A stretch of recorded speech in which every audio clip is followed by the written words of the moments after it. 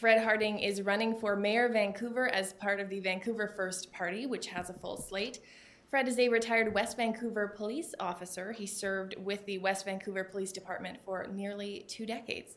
He lives in Vancouver and was the founder of Harding Global Consultants. He has since stepped away from the company, at least for the time being, but what it does is it seeks to bridge the business gap between North America and Asia, and he joins us now to talk about his campaign. Thanks for coming in. Oh, thank you very much for the opportunity. Let's start with having you tell us a little bit about yourself, your background, and why you've decided to run for mayor. Okay, yeah. I am a Vancouverite. I've been here for 21 years, in my 22nd year now. Came obviously from England. I was a policeman in England, and my policing background in the UK was in counter-terrorism. So I worked at Scotland Yard and with the security services. I came here in 1997. Now I raised a family. And I went back into policing. Policing wasn't what I wanted to do when I came to Canada. I thought there were going to be new opportunities. But actually, as many new Canadians find themselves now, I found myself, looking for a new job. I went back into policing, did 18 years with West Vancouver, thoroughly enjoyed my time there in the police department, and worked on the Missing Women's Task Force, ran a lot of teams. And now I retired in August. I set up, as you just quite rightly said, my company, Harding Global Consultants, which I've mothballed for the duration of the campaign. I think it's appropriate that I'm not doing business while my name is about in the media.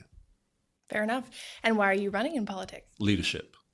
Absolute leadership. So what we know that Vancouver is lacking is leadership. I've been asked many times to become involved in politics. In the last 10 years, I've been asked probably 5 or 6 times. I was approached to run for different parties. I was actually approached to get back into a party in a leadership role just last year. I turned it all down. I wanted to do business, but we know that Vancouver needs leadership. We are in a state of turmoil. We keep hearing a number of words that keep coming over and over, which is crisis and punishment, crisis and punishment. So I know I've got the skills to do the job. I know I've got the ability to lead great teams, and that's what I'm here to do, is bring Vancouver into a new generation, a new time, and I know we can do that.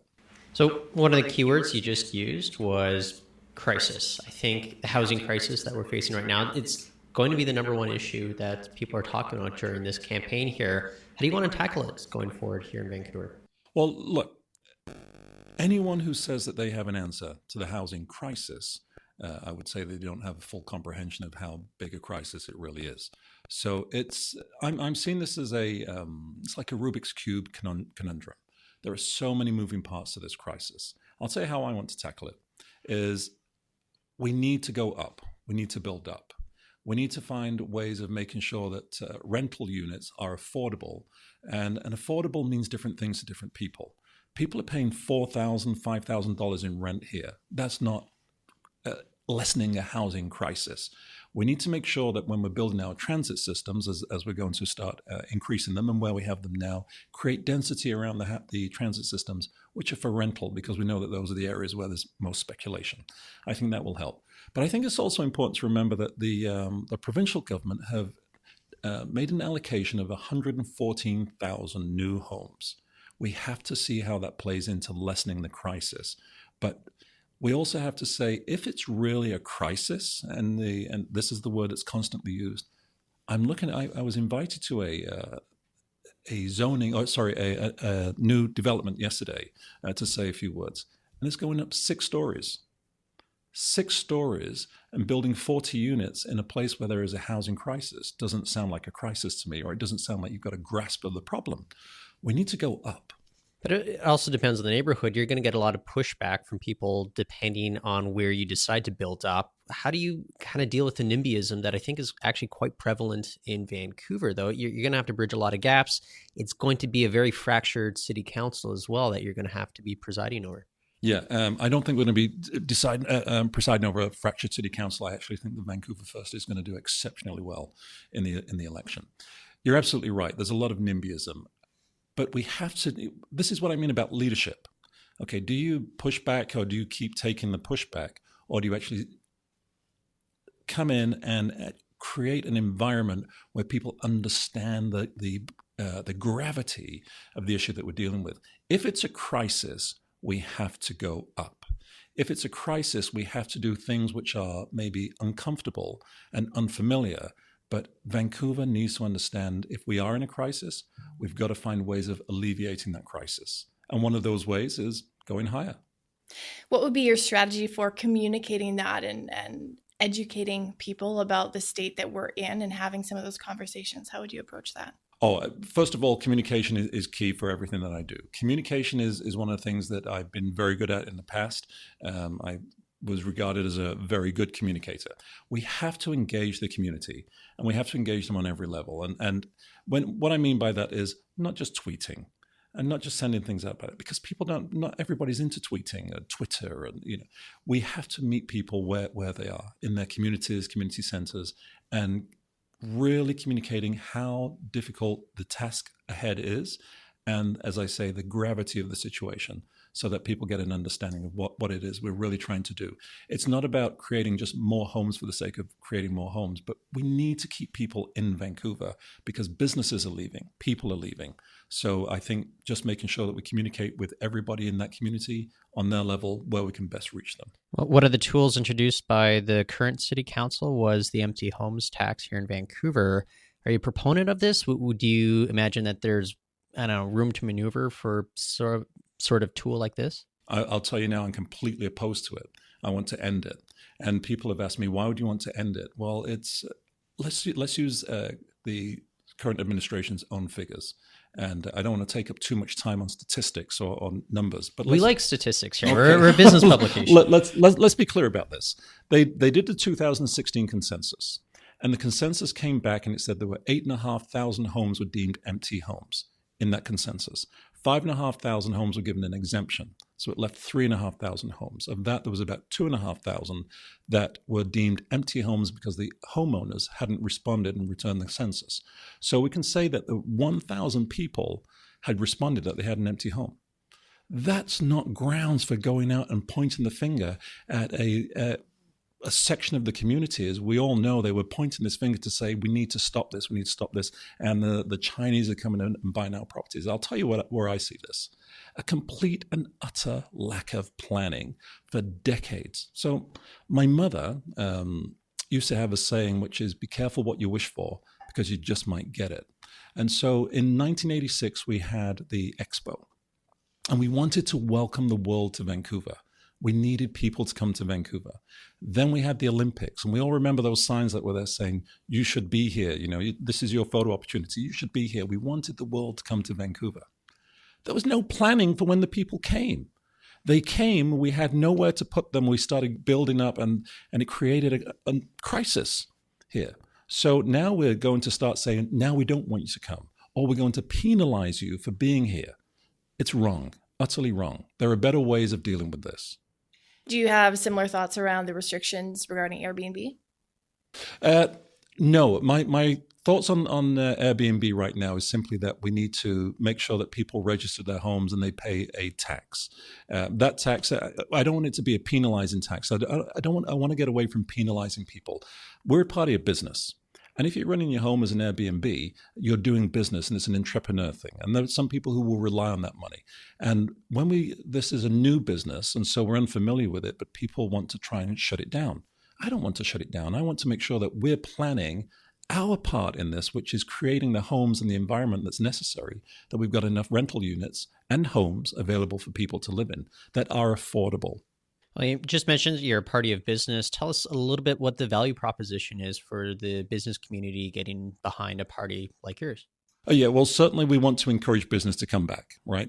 We're seeing businesses leave here en masse. I just read yesterday, and I want to find out, because I was reading it last night, that Microsoft is planning on moving office. Now, I don't know if that means that they're moving out or moving office, but if this place is too expensive for Microsoft, it's too expensive. Right.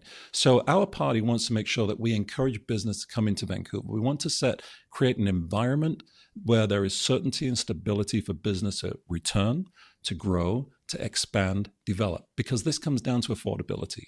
If we don't have high-paying jobs here, people can't afford their rent. They can't afford their mortgages. That's the value proposition for us. We're a party that wants to encourage and bring back business. I mean, Haley and I, we've discussed this. Our neighborhoods, a lot of empty storefronts because of small businesses leaving. A lot of it has to do with just leases. They're incredibly expensive. But I mean, you also have a free market that you have to deal with, though. I mean, this is a very difficult situation. How do you encourage small businesses specifically not to leave? I mean, you're also dealing with labor cost issues. It's very expensive for people that are maybe making minimum wage to even afford to live here in a city like Vancouver. There's so many factors. How do you begin to tackle this on a municipal level? Okay, and this comes back to my first point about this a Rubik's Cube conundrum, right? So let's talk about leases. We want to bring in a ombudsman for small business. Now, the ombudsman for small business, we see them like the rental ombudsman, somebody who can advocate for businesses who are facing sky-high lease rates. We have to tackle these lease rates that are going through the roof. Now, it's possible, and maybe we have to start looking at, do we give grants to either the landlord or to the business? Somebody needs to get a grant. We can't afford to keep losing businesses. I just walked down Robson Street. It's deserted. It's, I don't know, 2/3, a third is empty. That's inconceivable. Like, we're an international, or we should be an international city. If we're driving the business out, they're going elsewhere, and everybody else is getting that business, and we need to have it back here. So when it comes down to labor costs, this is another very interesting issue. There are, we talk about raising the minimum wage. We all know that there are restaurants and businesses here. If they pay the minimum wage, they're done. They have to pay way over the minimum wage, and they still can't get the staff. We also know that there are businesses that are closing down because they can't keep staff, and they're paying $20 an hour. So what is that salary that actually keeps people in Vancouver? What's the salary that gets somebody to wait a table or work in a restaurant? I don't know. But at $20 an hour, it's there are people who would really, they could survive on that. And that's probably the wrong word in terms of survive, but it's not a bad salary, right? $20 an hour, but they can't find the staff. So I don't know what the answer is for that yet. And of course I've got to come in here and say I've got an answer for everything. But how do you have an answer when you have a minimum wage of $14 an hour and people are paying $20 and $22 and they can't get the staff? We have to find a way to support the businesses in keeping people in or encouraging people to go and work there. One part of the issue, of course, is trying to get businesses to stay, and the other is attracting them here in the first place. And we know from research from the Conference Board of Canada and Board of Trade here that Greater Vancouver's relative tax competitiveness is quite poor compared to other jurisdictions around the world. What would be your tax competitiveness proposal for businesses and individuals who want to invest in Greater Vancouver and Vancouver specifically? Well, we have to look at we're looking at the cost of or the value of the land that they're on. Now, again, it comes down to, do we have to create a grant program for businesses, for small businesses that are coming in? We have to find a way of matching our commercial taxes, commercial property taxes, where people feel confident to come in and do business here. If it's too expensive, it just doesn't make business sense to come and set up a business in Vancouver. But there are places like New Westminster and Burnaby that are a lot more attractive to these companies. We have to be the place that's more attractive. I was scrolling through tweets. I forget if it was you or Vancouver First, but somebody mentioned that there should be more support for entrepreneurs and innovators. I don't think any mayoral candidate's going to disagree with that, but what kind of support would you like to see that maybe a city could provide here? Oh, I tell you what I'd love to see. I'd love to see a mentorship program. There are great business people who have retired from business, and they are sitting around in White Spot and Starbucks, and they sit in their huddles, and we've all seen them, and they're great business minds. I would love to see them mentoring young people, not only young people, but people who are just on a startup. And we get a lot of people who now, with the transition in our economy, are actually going into startups at 40 and 50. And they're doing what they can to get their business going, but most of what they're doing is wrong, and they're not really, we have to have mentors who can just say, don't go down that path. 1 million people have done it. This is the way I'm showing you to go. But people who have been there and have the experience. So that's the first thing. And certainly by having some international business people come and explain how to do international business. I recently had somebody ask me if I could help them go to Asia. And they were doing a product, it's a product for dieting. So I asked them to send me products. I can get this product out to people. I got 5 boxes, like 5 separate boxes. They want to take China, right? So you have to encourage people and get someone to say, this is how you take a country. This is the marketing strategy that you need to do if you want to go abroad. Like what I see is that it wasn't silly.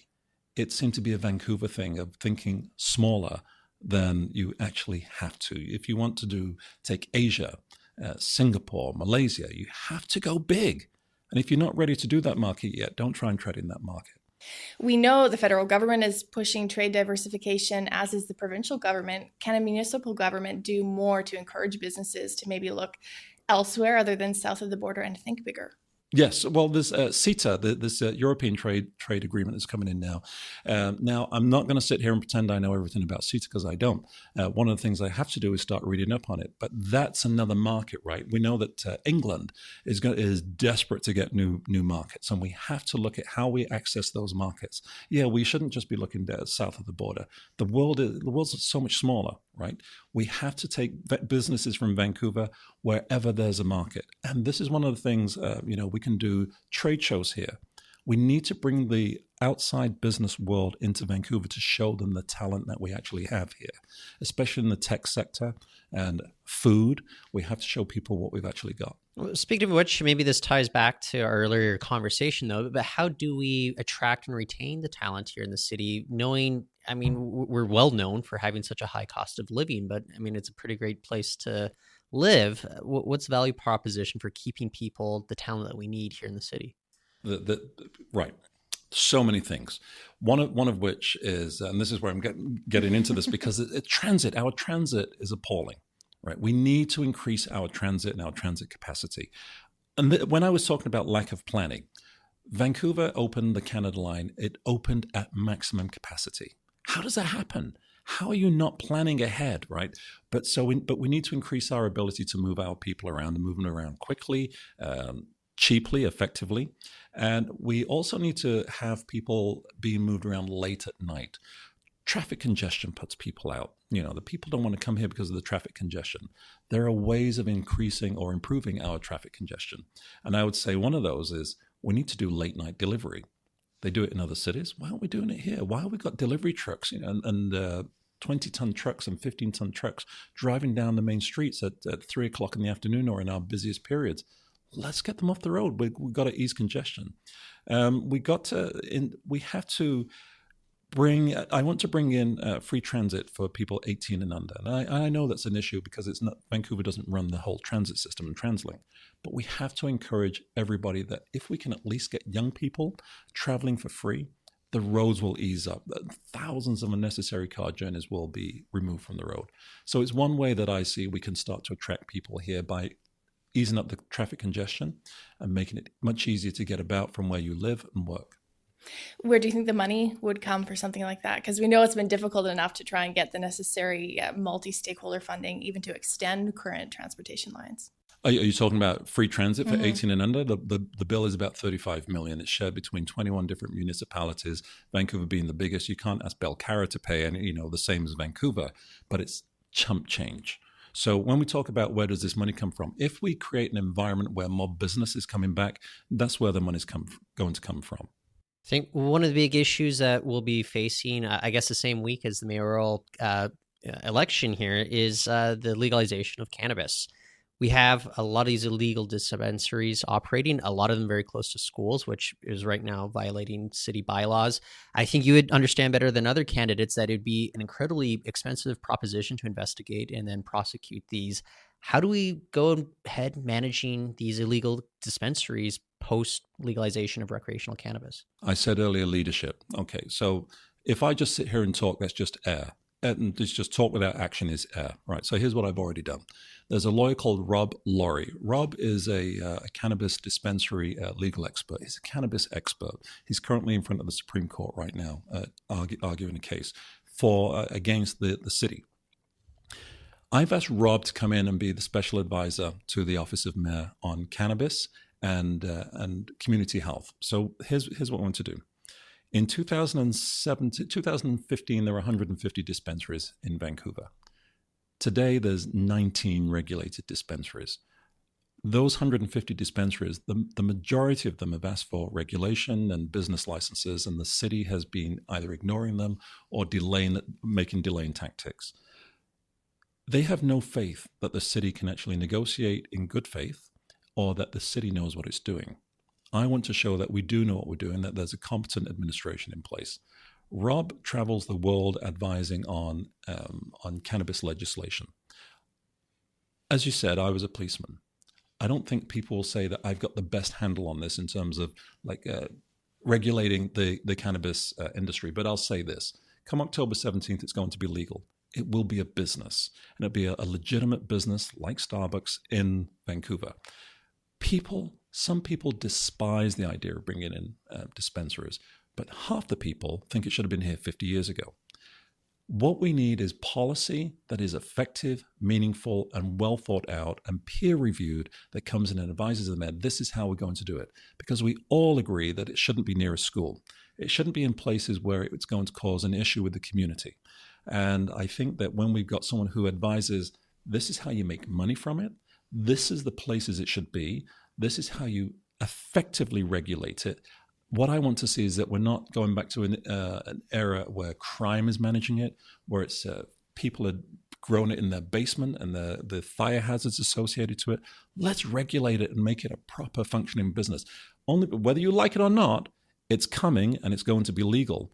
Now, I just want to say one more thing into that is part of this is what I'm asking Rob to do is advise on the fentanyl and opioid issue as well. So that's the community health. So he's not just going to advise on cannabis. I want to say this as well. I'm not an advocate of the cannabis industry. I'm not.